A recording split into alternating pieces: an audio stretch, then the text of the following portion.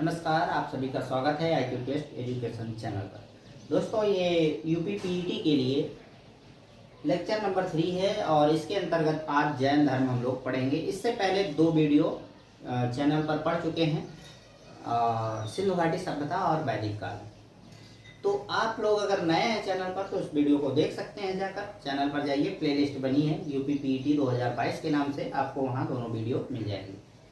तो चलिए शुरू करते हैं जैन धर्म के बारे में। जैन धर्म है क्या, जैन धर्म कब से शुरू होता है, कैसे शुरू होता है, इसका पूरा इतिहास खंगालेंगे हम लोग। और जो हमारे पेपर में बनता है, जहाँ से क्वेश्चन बन सकते हैं, उन सब पर डिस्कस करेंगे। तो जैन जो है, जैन जिन शब्द से शुरुआत होती है। जिन का मतलब होता है विजेता। विजेता कौन? लड़ाई युद्ध करने वाला विजेता नहीं, जो इंद्रियों पर विजय प्राप्त कर लेता है वो सबसे बड़ा विजेता होता है, युद्ध करने वाले से भी बड़ा होता है। तो यहाँ उस जिन की बात की गई है और उस विजेता की बात की गई है। तो यहाँ स्वामी महावीर स्वामी जी को विजेता कहा गया है, जिन कहा गया है। ठीक है, जब ये अपना ज्ञान प्राप्त करते हैं तो इनको जिन कहा जाता है। स्वामी महावीर जी जो हैं 24वें तीर्थंकर थे। पहले और 24वें की बात करेंगे, बाकी के बीच के जो 22 हैं उनकी बात हम नहीं करेंगे क्योंकि वो पेपर में नहीं पूछे जाते हैं। तो बात उन्हीं की जाएगी जो पेपर में आ सकें। और बात ये होती है, और एक बात कि जिन जो है, जिन सिर्फ महावीर स्वामी जी के लिए पहली बार प्रयुक्त किया गया था। तो इससे पहले क्या था, इससे पहले लोगों को क्या कहा जाता था? जैन धर्म को इससे पहले क्या कहा जाता था? तो जैन धर्म को इससे पहले निर्ग्रंथ या निगंड कहा जाता था। निर्ग्रंथ का मतलब ये होता है जो किसी भी धार्मिक ग्रंथ का अनुयायी ना हो। और एक अर्थ होता है जो अपने ऊपर विजय प्राप्त कर लेता है, मोह माया से छुटकारा पा जाता है, उसको किसी प्रकार की प्रॉब्लम नहीं होती संसार में क्या हो रहा है क्या नहीं हो रहा है, तो उसे निर्ग्रंथ या निगंड कहते हैं। जैन धर्म के बारे में हमें जानकारी कहाँ से मिलती है? तो 3 पुस्तक बहुत ही महत्वपूर्ण हैं। एक है भगवती सूत्र, दूसरा है कल्प सूत्र, तीसरा है परवशिष्ट पर्वन। ये 3 पुस्तक से जैन धर्म के बारे में पूरी की पूरी जानकारी हमें मिलती है। और भी बहुत सारी पुस्तकें हैं जिनके बारे में जैन धर्म के बारे में जानकारी मिलती है, लेकिन ये 3 पुस्तक महत्वपूर्ण हैं। जैन धर्म में कुल 24 तीर्थंकर हुए, जिनमें प्रथम तीर्थंकर कौन थे? तो ऋषभदेव जी थे और यही जैन धर्म के संस्थापक भी थे। अंतिम तीर्थंकर महावीर स्वामी जी हुए। अब बात करेंगे ऋषभदेव जी के बारे में। तो ऋषभदेव जी जो हैं प्रथम तीर्थंकर थे ही, और इनकी मृत्यु कहाँ हुई थी? तो कैलाश पर्वत पर हुई थी। ठीक है, और जैन धर्म का वास्तविक संस्थापक महावीर स्वामी जी को माना जाता है, जैसा कि मैंने आपको शुरू में ही बता दिया है। स्वामी जी का जन्म कहाँ होता है? तो 540 ईसा पूर्व में वैशाली। वैशाली कहाँ है? तो बिहार में है। वैशाली के कुंड ग्राम में होती है। ये सब जितना मैं मार्क कर रहा हूँ सारे के सारे इंपॉर्टेंट हैं, आपके पेपर में बन सकते हैं। और इनकी मृत्यु हुई थी 468 ईसा पूर्व में बिहार के पावापुरी या राजगीर में। ये इंपॉर्टेंट फैक्ट हैं जिन पे मार्क लगा है। और आप लोग इसका नोट्स बनाइए, जरूर बनाइए, बिना नोट्स के काम नहीं चलने वाला है। ठीक है, तो अच्छा, महावीर स्वामी जी कितने साल जिए थे? तो टोटल 72 ईयर जिए थे।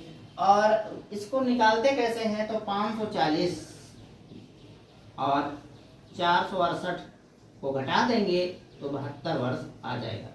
ठीक है, अब जो है महावीर के पर्सनल लाइफ के बारे में थोड़ा सा जानेंगे कि इनका नाम क्या था, इनके भाई बहन कौन थे, इनकी माता कौन थी, इनके पिता कौन थे। तो महावीर का बचपन का नाम था वर्धमान। ठीक है, और बाद में इनका नाम क्या पड़ गया? महावीर स्वामी। पिता कौन थे? तो सिद्धार्थ थे। इनके पिता का नाम सिद्धार्थ था और ये वज्जी संघ के प्रमुख थे।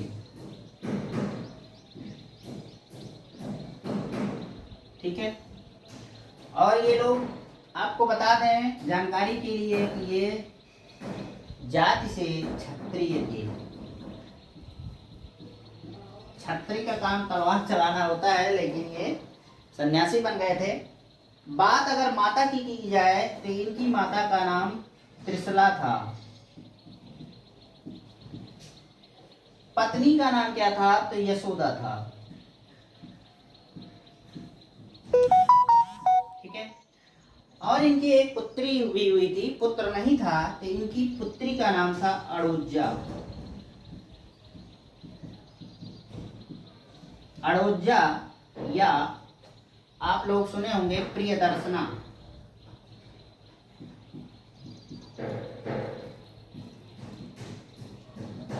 कहीं कहीं प्रियदर्शनी भी लिखा होता है।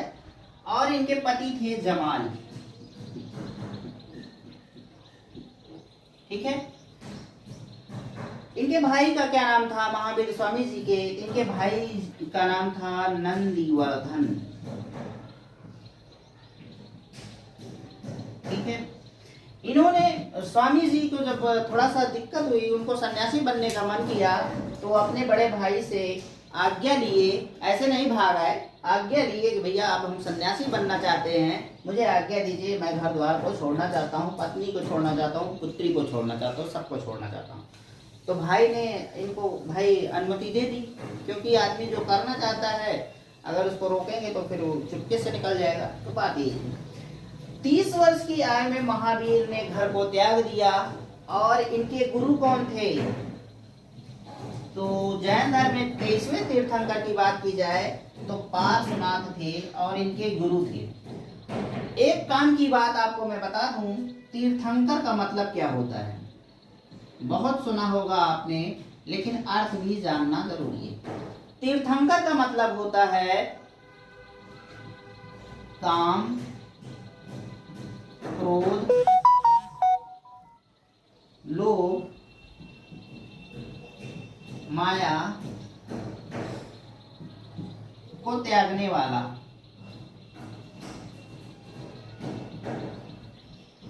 जिस पर उसने विजय प्राप्त कर ली हो इन सब चीजों पर, उसे तीर्थंकर कहा जाता था। ठीक है। तो जब महावीर स्वामी जी अपने भाई से आज्ञा लेकर संन्यास के लिए निकलते हैं, तपस्या के लिए निकलते हैं, तो वो सबसे पहले ऋजपालिका नदी के किनारे पहुंचते हैं। ठीक है। और एक साल वृक्ष के नीचे तपस्या करना शुरू कर देते हैं। करीब कठोर तपस्या 12 वर्ष ये करते हैं। उसके बाद इन्हें कैवल्य प्राप्त होता है। कैवल्य का मतलब होता है ज्ञान प्राप्त करना। ठीक है। ज्ञान प्राप्त करना। केवलिन क्या होता है? और इसके बाद इनको ज्ञान प्राप्त के बाद अनेक नाम मिले, जैसे कि केवलिन, जिन, अहर, निगरंध। केवलिन का अर्थ क्या होता है? तो केवलिन का अर्थ होता है पूर्ण साधक। ठीक है। कहते हैं कि अगर आप अपने बच्चे का नाम केवलिन रखते हैं तो ये भी वैसे ही काम करना शुरू कर देता है, अर्थ के अनुसार वो साधक बन जाता है लगभग। जिनका मतलब बताया था मैं, फिर से बता दे रहा हूं, विजेता होता है। आहार का क्या मतलब होता है? तो आहार का मतलब होता है योग्य। और निग्रंथ का मतलब मैं बता चुका हूं कि जो मोह माया को त्याग चुका हो। ठीक है। बौद्ध साहित्य में महावीर स्वामी को निगंठनाथ पुत्र कहा गया है। और महावीर स्वामी ने अपना उपदेश किस भाषा में दिया? तो ये प्राकृत में दिया है। और प्राकृत को अर्धमागधी कहते हैं। उस समय ये अर्धमागधी जो है दक्षिणी बिहार में प्रसिद्ध था। यहाँ बोला जाता था, बिहार के दक्षिणी भाग में। ठीक है। दक्षिणी बिहार। ठीक। तो मैं ऐसा करता हूँ कि आप लोगों को ये टॉपिक कंफर्म हो रहा होगा। आगे देखते हैं। अब जैन धर्म के 5 महाव्रत की बात करते हैं। ये 5 महाव्रत थे: अहिंसा, सत्य व अमृषा, अपरिग्रह, अस्तेय और ब्रह्मचर्य।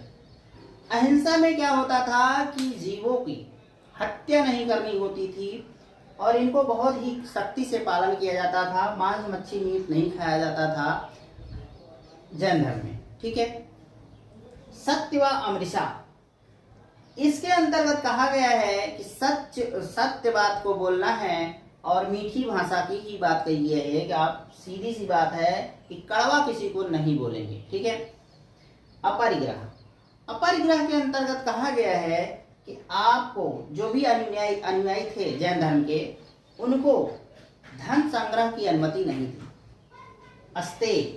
अस्तेय में भी वही है, लेकिन अगर किसी की संपत्ति है, ठीक है, किसी का धन है, किसी का घर है, किसी की जमीन है, उसके जो मालिक है उस संपत्ति का, उसके अनुमति के बिना आप उस संपत्ति को, उस धन को अपने पास नहीं रखने के लिए कहा गया है, इससे बचने के लिए कहा गया है। ब्रह्मचर्य से तात्पर्य होता है कि आपको स्त्रियों से दूर रहना है और अपने आचार विचार को स्वस्थ रखना है। आगे की बात आती है इन 5 महाव्रतों को अगर जो नहीं अपना पाता, जैसे कोई मान लीजिए गृह स्वामी है, वो जंगलों में नहीं जाना चाहता है, मठों में नहीं जाना चाहता है, एकांत में नहीं रहना चाहता है, तब भी वो जैन धर्म को अपनाना चाहता है, तो उसके लिए इन 5 महाव्रतों में थोड़ी सी ढील दी गई थी और उसका नाम था आड़ुव्रत। ठीक है, ये थी जैन धर्म के 5 महाव्रत। अब बात होगी जैन धर्म में ज्ञान।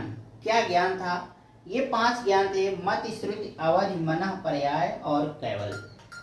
इसमें मत में क्या होता है कि मत में जो है इंद्रियों द्वारा प्राप्त ज्ञान को मत कहते हैं। इंद्रियों द्वारा प्राप्त ज्ञान को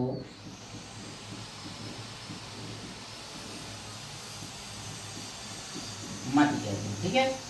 और श्रुति क्या है? जो सुनकर ज्ञान को प्राप्त किया जाता है वो श्रुति ज्ञान है। सुनकर प्राप्त ज्ञान। बात आती है अवधि। अवधि का क्या मतलब है कि दिव्य ज्ञान। दिव्य ज्ञान प्राप्त जिसको हो जाता था, अचानक से कोई ज्ञान प्राप्त, कोई भगवान उत्पन्न हो गया और उसको ज्ञान प्राप्त हुआ तो दिव्य ज्ञान हो गया। मनः पर्याय क्या है?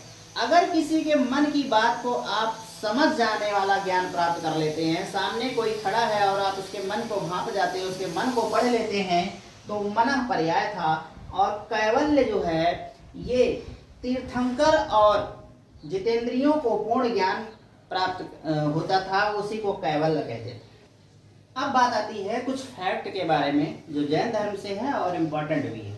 जैसे जैन धर्म में ईश्वर की मान्यता नहीं थी, परंतु आत्मा की मान्यता थी। भगवान को नहीं मानते थे, लेकिन आत्मा को जरूर मानते थे। पुनर्जन्म एवं कर्मवाद में विश्वास रखते थे। आध्यात्मिक विचारों इनका जो लिया गया है जैन धर्मियों का, ये सांख्य दर्शन से लिया गया है। सांख्य दर्शन के बारे में मैं बताया था कि लेखक कौन है इसका, तो आप लोग इस कमेंट कर सकते हैं। ठीक है, कि कौन लिखा है सांख्य दर्शन को। जैन धर्म को मानने वाले कुछ प्रसिद्ध राजा कौन थे? उदयन थे, वंद राजा चंद्रगुप्त मौर्य, कलिंग नरेश खारवेल, राजपूत राजा अमोघवर्ष, चंदेल शासक। गोमतेश्वर की मूर्ति कर्नाटक के श्रवणबेलगोला में स्थित है। खजुराहो में जैन मंदिरों का निर्माण किसने कराया था? तो ये चंदेल शासकों ने कराया था। और खजुराहो कहाँ है? तो ये है मध्य प्रदेश में। ठीक है, आप लोग जानते रहिए। मौर्योत्तर युग में मथुरा कहाँ है? यूपी में है। जैन धर्म का प्रमुख केंद्र था। मथुरा कला का संबंध जो है जैन धर्म से है। ठीक है। जैन तीर्थंकरों की जीवनी भद्रबाहु द्वारा रचित है और ये है कल्पसूत्र में। तो ये इंपॉर्टेंट फैक्ट थे जो आपको जानना चाहिए। तो इस तरीके से आपका ये जैन धर्म समाप्त होता है। और अब आपको टाइम आ गया है होमवर्क देने का। तो मैं आपको 10 क्वेश्चन दे रहा हूँ बिना ऑप्शन के, तो आपको कमेंट बॉक्स में इसके आंसर करने हैं। तो आपके सामने ये आपका होमवर्क है। 10 क्वेश्चन हैं जो आपके वीडियो से ही हैं, तो आपको इसके आंसर बताने हैं। पहला क्वेश्चन है, जिन शब्द का अर्थ बताइए। जैन धर्म का संस्थापक कौन था? महावीर स्वामी के बचपन का नाम बताइए। जैन धर्म अपने आध्यात्मिक विचार किस दर्शन से लिया है? खारवेल किस स्थान का राजा थे? गोमतेश्वर की मूर्ति कहाँ स्थापित है? महावीर स्वामी की मृत्यु किस स्थान पर हुई थी? महावीर स्वामी के गुरु का नाम क्या था? नौवां क्वेश्चन है महावीर स्वामी किस नदी के किनारे तपस्या किए थे? और 10वां क्वेश्चन है जैन तीर्थंकरों की जीवनी किस पुस्तक में संकलित है? तो दोस्तों ये था आज का टॉपिक, समाप्त होता है जैन धर्म। अगला टॉपिक होगा बौद्ध धर्म, उसके बारे में आपको बताऊंगा, जल्द ही वो टॉपिक लेके उपस्थित हूँगा। और अगर आप चैनल पर नए हैं तो ज़रूर सब्सक्राइब कर लीजिएगा, और एक लाइक तो बनता ही है, इतनी मेहनत होती है यार, तो आप लोग लाइक भी ज़रूर करिए, शेयर भी करिए, ठीक है। तब तक के लिए नमस्कार।